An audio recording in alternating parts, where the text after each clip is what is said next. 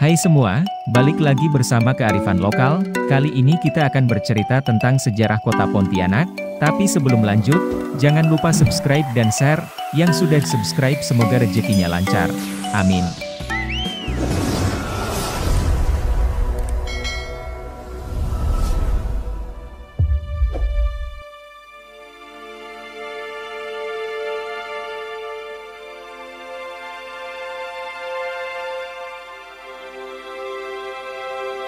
Mungkin Anda pernah mendengar salah satu cerita yang paling terkenal mengenai asal-usul kota Pontianak.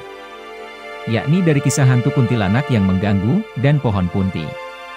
Benarkah cerita itu memang sebagai awal asal-usul nama Pontianak dan sejarah kota ini didirikan?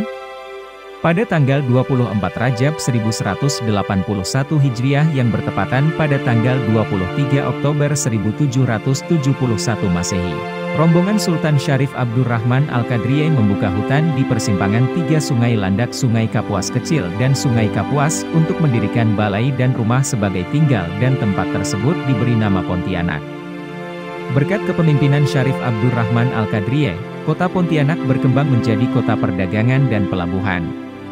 Tahun 1192 Hijriah, Syarif Abdurrahman Al-Qadriye dinobatkan sebagai Sultan Pontianak pertama. Letak pusat pemerintahan ditandai dengan berdirinya Masjid Raya Sultan Abdurrahman Al-Qadriye dan Istana Qadariyah, yang sekarang terletak di Kelurahan Dalam Bugis Kecamatan Pontianak Timur. Kota Pontianak adalah ibu kota Provinsi Kalimantan Barat. Bagian dari sejarah kota ini, oleh etnis Tionghoa, kota tersebut dikenal dengan nama Pingin, Kundian. Kota Pontianak dilalui Sungai Kapuas, sungai terpanjang di Indonesia, dan Sungai Landah yang membelah kota yang dikenal dengan nama Kota Khatulistiwa. Sejarawan Belanda V. J. Ver dalam bukunya Borneo Wester Afdeling menulis sejarah pendirian kota Pontianak dengan versi yang berbeda. Ia menyebut bahwa Belanda masuk ke Pontianak dari Batavia pada tahun 1194 Hijriah atau 1773 Masehi. Disebutkan Syarif Abdullah adalah putra ulama Syarif Husin bin Ahmed Al-Qadriye, atau versi lain menyebut sebagai Al-Habib Husin. Syarif Abdullah meninggalkan kerajaan Mempawah dan merantau. Ia tiba di Banjarmasin dan menikah dengan adik Sultan Banjar Sunan Nata Alam dan ia pun dilantik sebagai seorang pangeran. Dia berhasil dalam perniagaan. Lalu ia mempersenjatai kapal pecalang dan perahu lancang untuk melawan Belanda.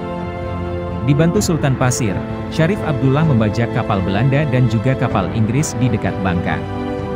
Dengan kekayaannya, ia kemudian mendirikan pemukiman yang menjadi pusat perdagangan yang kini dikenal dengan nama Pontianak. Pada tahun 1778, kolonialis Belanda dipimpin Willem Ardinpola memasuki Pontianak. Mereka kemudian menempati daerah di seberang Istana Kesultanan yang kini dikenal dengan daerah Tanah Seribu atau Verkendepaal. Catatan sejarah, pada 5 Juli 1779, Belanda membuat perjanjian dengan Sang Sultan bahwa Tanah Seribu menjadi pusat kegiatan bangsa Belanda.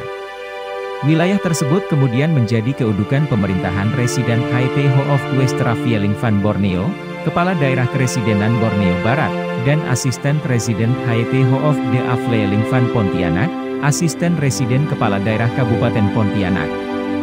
Area tersebut kemudian menjadi Kontroleur Haite Ho of Onderafdeling van Pontianak, atau Ho of Plaatselijk Bestuur van Pontianak.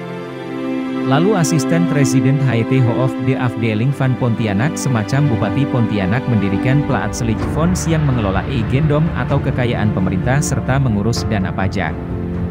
Pada masa penjajahan Jepang, Plaatselijk Fonds berganti nama menjadi Shinjo. Singkat cerita, sesuai Undang-Undang Nomor 22 Tahun 1999, pemerintah tingkat 2 Pontianak diubah sebutannya menjadi Pemerintah Kota Pontianak. Kini Kota Pontianak terus menjadi kota yang berkembang dan layak menjadi kota tujuan wisata.